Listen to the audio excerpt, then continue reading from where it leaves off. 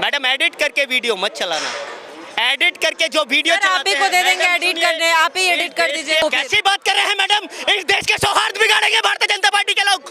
इस देश के सौहार्द बिगाड़ेंगे क्या? इस देश के माहौल को गरमाने की कोशिश करेंगे क्या? भारतीय जनता पार्टी के पास कितनी सीटें हैं बताइए आप? सर, राज्यसभा में कितनी सीटें हैं जो उनको बहुमत मिल गया? जो उनको बहुमत मिल गया, बोलिए आप बताइए बहुमत कैसे मिल गया उनको? डरा धमका कर। हमारी मजबूरी है आपका चैनल छोड़ के जाना मैडम। आप अपने बात सर दूर से बात करो, दूर से बात करो, दूर से बात करो, बात कर रहे हैं, दूर से बात करो। नमस्कार, ओपिनियन भारत में आप सभी का स्वागत है। मैं हूं आपके साथ नेहा राय। देश में से लागू हुआ है वक्फ बिल। राज्यसभा लोकसभा दोनों सदनों में पास होके अब राष्ट्रपति के सिग्नेचर का इंतजार है। उसके बाद ये बिल लागू हो जाएगा। लेकिन बिल आने के बाद, ये कानून बनने के बाद देश के अलग अलग हिस्सों में प्रदर्शन भी चल रहा है। अलग अलग राजनीतिक पार्टी अपना अलग अलग तरीके से इसका विरोध भी कर रही है। कांग्रेस का कहना है कि हम सुप्रीम कोर्ट जाएंगे, इसके खिलाफ याचिका दर्ज करेंगे। लेकिन आखिर कितनी जनता इसको समझ पा रही है और जनता किस तरह से इसको समर्थन कर रही है या विरोध कर रही है, हम सीधे ग्राउंड पे जनता से जानते हैं उनकी राय। हम भी मौजूद हैं दिल्ली के चांदनी चौक में। यहाँ मौजूद लोगों से एक बार हम बात करने की कोशिश करते हैं, आखिर जनता कैसे समझ रही है वक्फ बिल को। सर, क्या नाम हुआ आपका? मानव शर्मा। कहाँ से? मैं पटपड़गंज विधानसभा। नाम क्या बताया? मानव शर्मा। क्या लगता है बिल जो आया है, क्या लगता है ये जरूरी था क्या सरकार को ऐसे करना? देखिए, एक तरफ में ज़रूरी भी था, ठीक है, और एक तरफ में मेरे को एक चीज़ समझ में नहीं आती। इस बिल के अंदर एक ये चीज़ भी है कि अगर जो गैर मुस्लिम है वो वक्फ बोर्ड के अंदर आएगा क्यों? आना क्यों? क्योंकि वक्फ बोर्ड के अंदर प्रॉपर मुसलमान होने चाहिए। क्योंकि वक्त के अगर आपने सुना किरण रिजिजू जी का? थोड़ा बहुत मैंने देखा था कि भाई वक्फ बिल में क्या क्या है। नहीं, क्योंकि मुस्लिम गैर मुस्लिम क्यों शामिल हो रहा है, इसके लिए उन्होंने एक्सप्लेन किया था। गैर मुस्लिम के बारे में अगर मैं प्रॉपर देखूँ तो ज़्यादा समझ में आया, लेकिन एक तरीके से मैं आपको बताती हूँ, उनका कहना है कि गैर मुस्लिम उस ट्रस्ट में मस्जिद के लिए नहीं, वक्फ बोर्ड में जो उनका काम है उसके लिए नहीं है, लेकिन जो चैरिटी है, चैरिटी के लिए गैर लोग वहाँ पे गैर मुस्लिम मौजूद है कि चैरिटी को देख रेख में उसमें शामिल होंगे, ना कि उस ट्रस्ट में। ट्रस्ट और चैरिटी में अंतर है, ट्रस्ट में नहीं है, वो चैरिटी में है। तो सारी चीज़ों में अगर आपने वक्फ बिल ला रहे हो चैरिटी में, तो सब जगह उसमें पूरे मुस्लिम ही कर दो ना। चैरिटी में बचाने का क्या फ़ायदा फिर भी? सरकार को ऐसा लगता है? सरकार को ऐसा लगता है। अच्छा, मतलब ये गलत है, गैर मुस्लिम नहीं होना? एक तरीके से गलत ही है ना सर। एक तरीके से गलत ही है कि भाई साहब मेरे अंगने में तुम्हारा क्या काम? अगर मेरा बिल है तो मैं अपने बिल कहने का मतलब ये है कि सनातनी, अगर सनातन बोर्ड आया, ठीक है, उसमें मोमडन्स को भी शामिल करेंगे क्या हम? नहीं ना। कहाँ सनातन बोर्ड है? अगर उसके लिए डिमांड तो उठी थी ना, उसके लिए मुस्लिम कंट्री वक्फ बोर्ड को खत्म कर रहा है। वहाँ पे इस तरीके से नहीं है जितना हमारे हिंदुस्तान में वक्फ बोर्ड के पास जमीन है और जिस तरीके से वक्फ बोर्ड फैला हुआ है। ये चीज़ गलत है कि भाई आपके पास इतनी सारी संपत्ति आई कहाँ से? हर चीज़ के ऊपर दावा ठोकना, यहाँ पे एक तरीके से शिकंजा लगेगा कि हाँ, अगर आपके पास प्रॉपर्टी है, वहाँ पे पक्का प्रूफ है कि हाँ ये ज़मीन हमारी है। जैसे अंबानी के बिल्डिंग के ऊपर आया था कि भाई साहब मेरी ये ज़मीन वक्त की है, अगर उनके ऊपर संपत्ति का प्रूफ है कि हाँ यार यहाँ पे हमारी संपत्ति है, तो फिर ओके। अदरवाइज संशोधन में तो यही है ना सर कि कानून इसीलिए तो बदला है कि वो भी अपना कोर्ट जा सके और ये प्रूफ दे सके दोनों पक्ष की किसकी है। जांच हो, कानूनी प्रक्रिया के थ्रू जांच हो। जांच तो होनी चाहिए ना इसमें। अगर उनके पास है प्रूफ तो फिर ठीक है, अदरवाइज नहीं है तो फिर आप जो आपके पास इतने सारी मस्जिदें बनाई हुई हैं, मंदिर बनाए हैं, मस्जिद जो बनाई हुई है, जो आपने ये बनाए हुए हैं, क्या कहने का, ये क्या दफना है, कब्रिस्तान बनाए हुए हैं, इन चीज़ों को लेके प्रॉपर आपके पास डॉक्यूमेंट हो तो ठीक है। अदरवाइज तो फिर जो विरोध का एक ही कारण है, गैर मुस्लिम नहीं होना चाहिए, बाकी चीज़ें ठीक है। बाकी सारी चीज़ें तो जब पूरी तरीके से मैं देखूंगा तो फिर मेरे को समझ में ज़्यादा आएगा ना। पूरा देखा ही नहीं है ना मैंने, मेन बात ये, तभी तो मैंने बोला मैं क्या ही बोल पाऊंगा उस चीज़ को लेकर। क्या नाम हुआ? क्या बोल रहे हैं? नाम क्या हुआ? काम बताइए। नाम बता दीजिए। क्या बता दीजिए। कहाँ से आप? दिल्ली से? हाँ, मैं दिल्ली से। मैं क्या हरियाणा से। क्या लग रहा है, वक्फ बिल जो आया है उसका समर्थन करते हैं? मैडम, इस देश के अंदर आप ये बताइए, वक्फ बिल, आप ये बताइए मैडम, इस देश के अंदर भारतीय जनता पार्टी कितने कानून लेके आई और सारे कानूनों को लेकर भारतीय जनता पार्टी को मुंह की खानी पड़ी। इस देश के अंदर किसानों के नाम पर काला कानून लेके आई सदन के अंदर और 750 किसानों ने इस देश के अंदर शहादत दी, आपने देखा। लेकिन भारतीय जनता पार्टी को फिर बैकफुट पे आना पड़ा, उस बिल के अगेंस्ट में आना पड़ा ना, पीछे आना पड़ा, पीछे खिसकना पड़ा।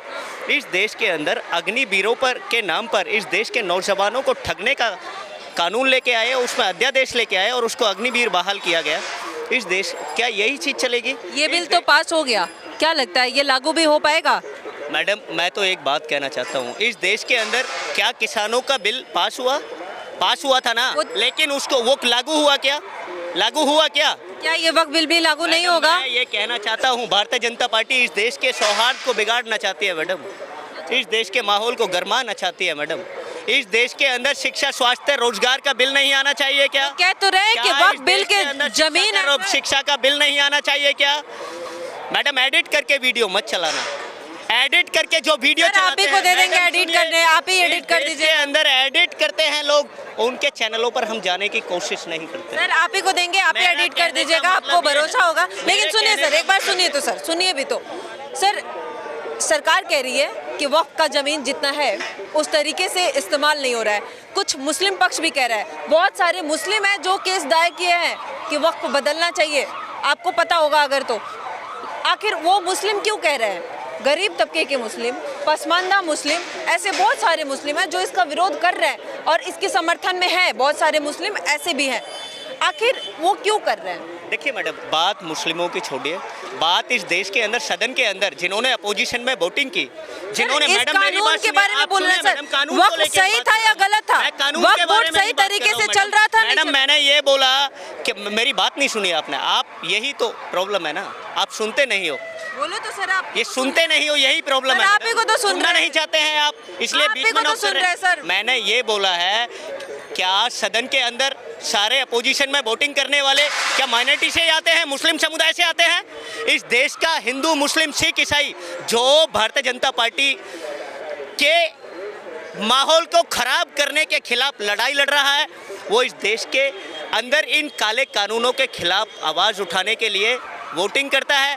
ऐसे ही किसानों के लिए जो बिल लेके आई थी भारतीय जनता पार्टी, काला कानून लेके आई थी इस देश के अन्नदाता के खिलाफ, उसके खिलाफ, उसमें हिंदू भी था, मुसलमान भी था, उसके अपोजिशन में वोटिंग करने वाला मैडम, उसकी खिलाफत करने वाला, उसके अगेंस्ट में आवाज़ उठाने वाला हर समुदाय का व्यक्ति विशेष था मैडम। इसको आप हिंदू, मुस्लिम, सिख, ईसाई से कंपैरिजन नहीं कर सकते। मैडम, मैं ये कहना चाहता हूँ, इस देश के अंदर शिक्षा का बिल कब लेके आएंगे आप? बेटी बचाओ बेटी पढ़ाओ का नारा प्रधानमंत्री नरेंद्र मोदी जी इस देश के अंदर 11-12 साल से कंटिन्यू दे रहे हैं। इस 2014 के अंदर भारतीय जनता पार्टी की सत्ता आई थी, क्या वो बिल लेके आएंगे? क्या बेटियों के ऊपर बिल लेके आएंगे? क्या कब लेके आएंगे? मैडम, मैं एक बात बताना चाहता हूँ, इस देश के अंदर जेडीयू की राजनीति को खत्म करने के लिए, जब भारतीय जनता पार्टी के पास 303 सांसद थे, जब भारतीय जनता पार्टी बिल्कुल नहीं लेके आई, अब भारतीय जनता पार्टी दो बैसाखियों के सारे हैं, उन बैसाखी और चंद्रबाबू नायडू की टीडीपी की बैसाखी और एक जेडीयू की बैसाखी, उनकी राजनीति को ध्वस्त करने के लिए और उनको डराकर धमकाकर इस बिल को पारित करने का काम सर, एनडीए ने समर्थन किया, उसके बाद सुनो तो सर, आप सुन नहीं रहे, वन साइडेड बोले जा रहे हैं, ऐसे थोड़ी होता है।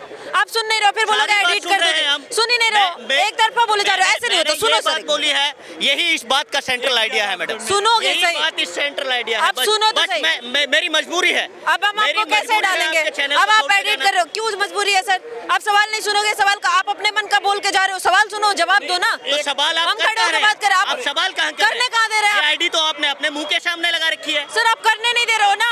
अरे एक सुनो तो सही, एक जवाब दे दो, एक आप बताओ, वक्त बोर्ड जो चल रहा था पहले से, हम वक्त पे बात कर रहे हैं। आप ठीक कह रहे हो कि सरकार को और क्या काम करना चाहिए, उस पर भी सवाल उठाना जरूरी है। आप जनता हो, आप उठा रहे हो, ये सही है, लेकिन वक्त बोर्ड पे हम बात कर रहे हैं। वक्त बोर्ड जो पहले से चल रहा था, क्या वो सही तरीके से चल रहा था? मैडम, ये तो वक्फ बोर्ड में जो बैठे हुए मैनेजमेंट है, आप उससे क्वेश्चन करना चाहिए। मैं कोई जनता को सही लग रहा था मैडम, मेरी जनता को सही लग रहा था मैडम, मैं ये बात तो विरोध करने वाले आप कौन होते हो? कैसी बात कर रहे हैं मैडम? इस देश के सौहार्द बिगाड़ेंगे भारतीय जनता पार्टी के लोग? इस देश के सौहार्द बिगाड़ेंगे क्या? इस देश के माहौल को गरबाने की कोशिश करेंगे क्या? सौहार्द मैडम, कैसी बात कर रहे हैं आप लोग? इस देश के अंदर कोई कानून गलत है, सरकार को लगता है कि गलत तरीके से चलता है। सुनो ना सर, उस सदन के अंदर हिंदू, मुस्लिम, सिख, ईसाई सारे लोगों ने इस बिल का विरोध किया है मैडम। बहुत से लोगों ने समर्थन भी तो किया है, तभी तो पेश हुआ है, बिल पास हो गया। मैडम, बिल कितनी सीटें हैं बताइए आप। सर, दोनों- राज्यसभा में कितनी सीटें हैं जो उनको बहुमत मिल गया? सर, जबरदस्ती जो उनको से- बहुमत मिल गया, बोलिए सर, आप बताइए बहुमत कैसे मिल गया उनको? डरा धमका कर ईडी और सीबीआई के तरह तरह के जांच एजेंसियों के षड्यंत्र द्वारा ये बहुमत हासिल हुआ है राज्यसभा के अंदर। ये बहुमत भारतीय जनता पार्टी को हासिल नहीं होता मैडम। जय हिंद, जय भारत। सुनते नहीं हो, सुनते तो हो नहीं, हम पे सवाल खड़ा करते हो एडिट कर दोगे। बात करते समय आपसे सुना नहीं जाता है। आप बताओ इनको हम क्या एडिट करेंगे, क्या डालेंगे? आप कह रहे थे ना एडिट कर दो, वन साइडेड बात थोड़ी होती है। इनसे इनके जो है ना, इनसे पूछा जाए कि इमरजेंसी क्यों लगाया गया था तो इनके पास जवाब नहीं होगा।